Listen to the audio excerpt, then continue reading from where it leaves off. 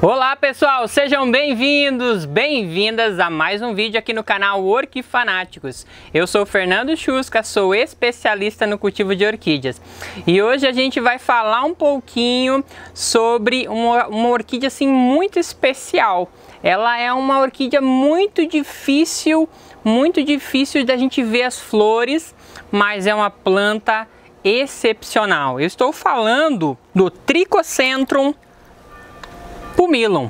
Muita gente chama de Oncidium pumilum, Lophiaris pumila, enfim. Essa planta aqui, ela tem as florzinhas minúsculas, porém, ela dá uma haste floral carregadíssima de flores. Então, às vezes a gente não consegue ver o detalhe, mas de longe a gente já vê a beleza dela, né, pela haste que é muito florífera, dá muitas flores por cada haste, certo?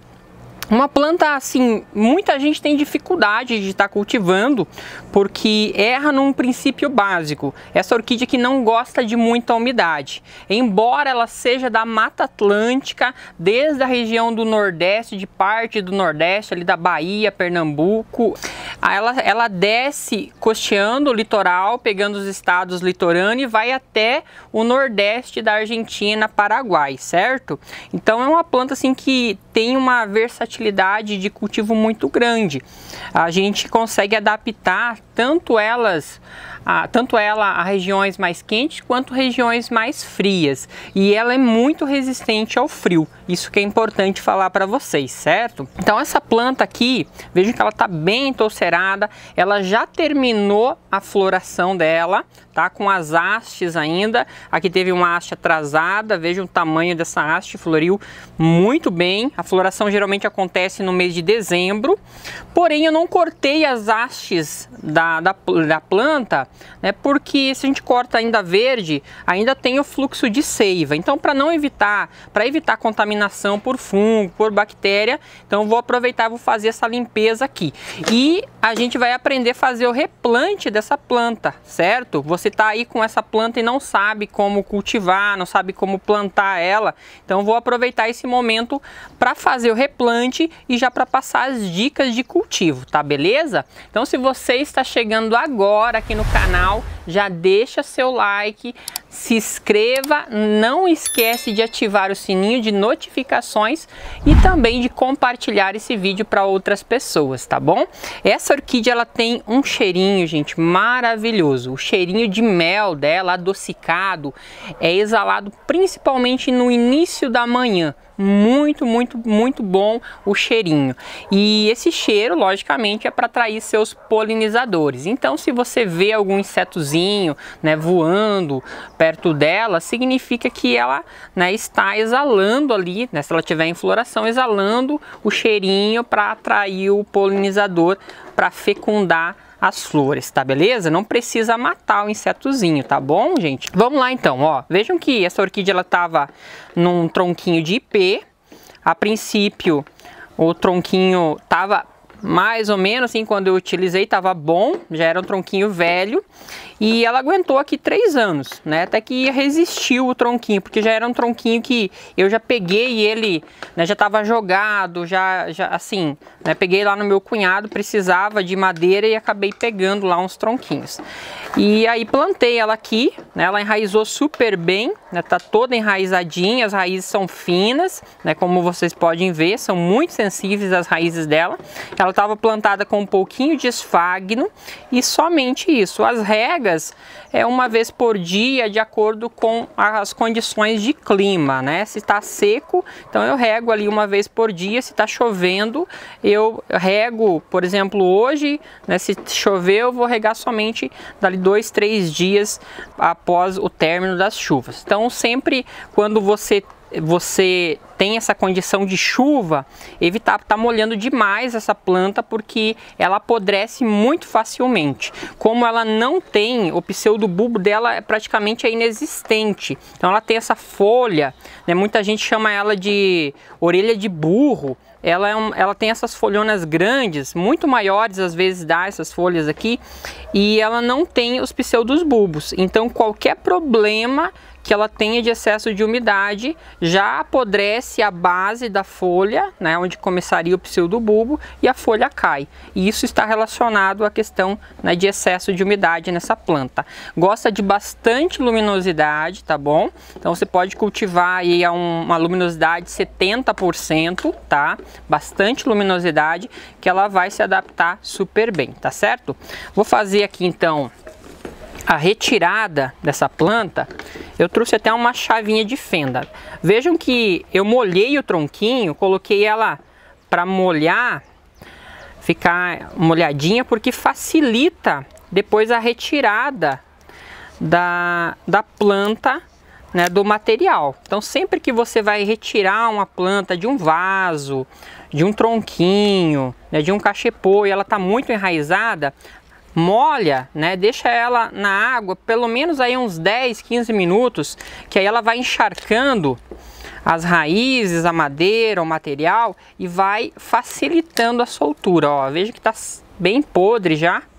Ela enraizou super bem aqui até por dentro da casca, né? A casca soltou e ela foi enraizando por dentro. Vou cuidar aqui um pouquinho. Fazer toda a higienização nela e vamos fazer um replante. O replante que eu gosto de fazer para essa planta, tá? Eu tenho outras e todas elas estão replantadas dessa forma. Então aqui a gente vai puxando devagarzinho, evitando, porque agora é um momento bom para a gente fazer o replante, porque ela já está soltando brotação e está soltando raízes novas. Então a gente vai fazer esse replante porque é o momento exato. Eu poderia ter feito antes, se, né, ela não estivesse no período de floração. Porém, como ela foi entrar no período de floração, para não atrapalhar a floração, eu não quis mexer. Então deixei passar a floração para fazer agora a mudança, tá? Então essa planta aqui, eu vou retirar o esfagno velho aqui. O esfagno geralmente dura também em torno de 2 anos, 3 anos, mas eu coloquei só um pouquinho. Ó, até o fiozinho aqui, que eu utilizei para amarrar a vez passada, ainda tá aqui. Eu vou cortar porque a planta já se emaranhou nele. É um fiozinho de algodão, então não tem problema nenhum. Agora a gente vai fazer a limpeza, cortar as hastes velhas.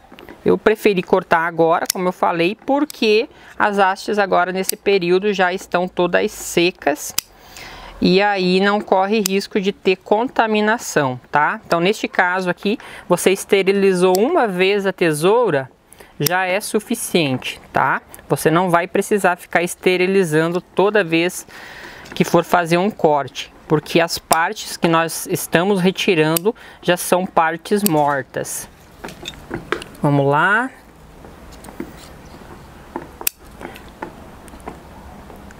Tem que ter bastante cuidado para não cortar as folhinhas. Aqui na hora de tirar, eu acabei fazendo um ferimento. Então já trouxe a canela em pó, já para ajudar na cicatrização. Vou fazer uma pastinha aqui, colocar na seiva, para não ter contaminação, tá? Agora o que a gente vai fazer? Eu vou mudar ela para esse tronquinho, para essa madeirinha. Fernando, mas é muito grande. Mas essa é uma planta bem touceiradinha e que ela enraiza bastante. Então eu prefiro que ela tenha bastante espaço, principalmente para enraizar, né? Então como a madeira ela retém um pouco mais de umidade, eu nem vou estar fazendo uso do esfagno, tá? Ó, essa madeira aqui, como vocês podem ver, eu acabei de esterilizar ela com água e cloro. Coloquei 10 ml de cloro para 1 litro de água e aí borrifei em todo o tronquinho, tá? Então agora a gente vai fazer aqui o amarrio. Vou acomodar ela mais em cima, porque as raízes elas tendem a crescer, né, para baixo. E aí a gente vai amarrar. Para amarrar é super simples, né? Você vem aqui com um fio. Se você tiver um fio muito fino, você pode pegar, né, um pouquinho de esfagno e colocar um pouquinho mais, uma camada bem fina por cima das raízes, ó. Daí você vem aqui e amarra, que daí você não machuca tanto as raízes. E também cuida neste caso aqui para não apertar demais, porque se você aperta você corta as raízes. Neste caso aqui que a gente está fazendo a amarração, né, delas. Agora a gente vai aqui para a parte da planta mesmo. Aí na planta você pode achar um espacinho para passar o fio, né, sem que corte ou passe por cima de brotos. É um pouco complicado porque ela emaranha toda, as folhas ficam muito próximas e aí fica um pouquinho complicado da gente fazer a amarração.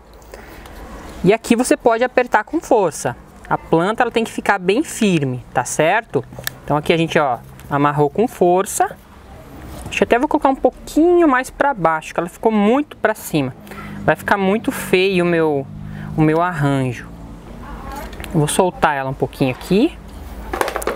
Vou descer um pouquinho mais para baixo, colocar ela um pouco mais centralizada. Então vamos de novo. Vamos passar aqui sobre as raízes. E agora vamos apertar os pseudos bulbos dela. As folhinhas na prática, né? Que os pseudos bulbos são muito curtos. Então aqui a gente vai amarrando. Aqui você pode utilizar um fio de algodão, aqueles fios de crochê. Se você tiver aqueles fitilhos, pode usar fitilho, pode utilizar fio de nylon, né, aquele fio de linha de pesca, tá? O importante é você cuidar só na hora de fazer a amarração. Como eu falei, eu não vou utilizar o esfagno, porque, né, essa planta está bem desenvolvida. Eu vou fazer uma rega seguindo, né, os cuidados que eu já tenho com ela, né, uma rega constante.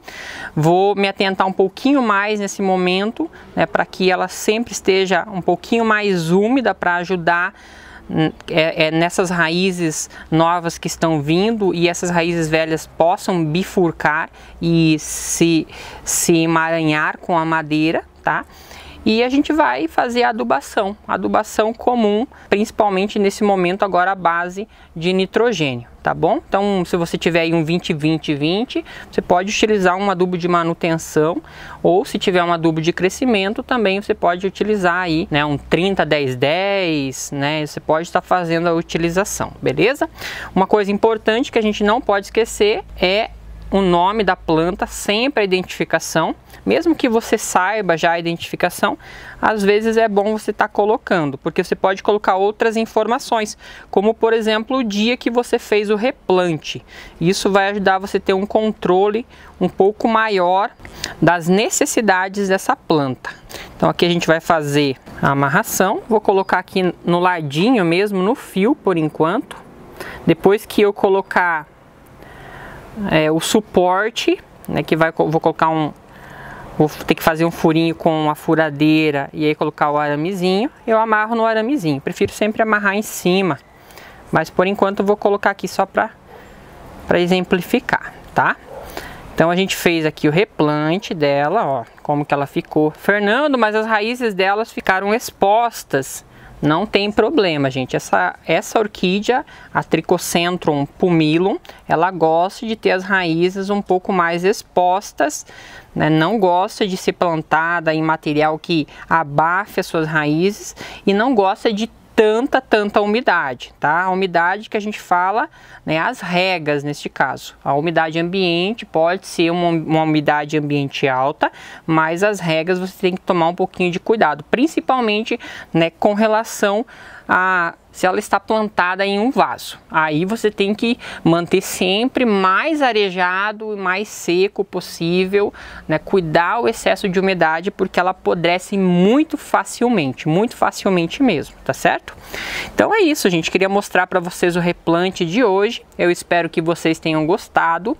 Essa madeira aqui é um canafrista, tá? Uma madeira diferente, uma madeira que eu encontrei no pasto. Ela é uma madeira bem resistente, então Então, assim, ela vai ter uma durabilidade bem boa. E a vantagem dela é que, além de ter uma durabilidade boa, ela retém bastantinha umidade, né? Então, para ajudar nesse enraizamento inicial, vai ser bastante interessante, tá bom? Gente, eu espero que vocês tenham gostado do vídeo de hoje. Gostou? Deixa o like. Até o próximo vídeo. Não esquece de me seguir nas redes sociais, tá certo? As redes sociais estão na descrição abaixo. Um grande abraço. Tchau, tchau!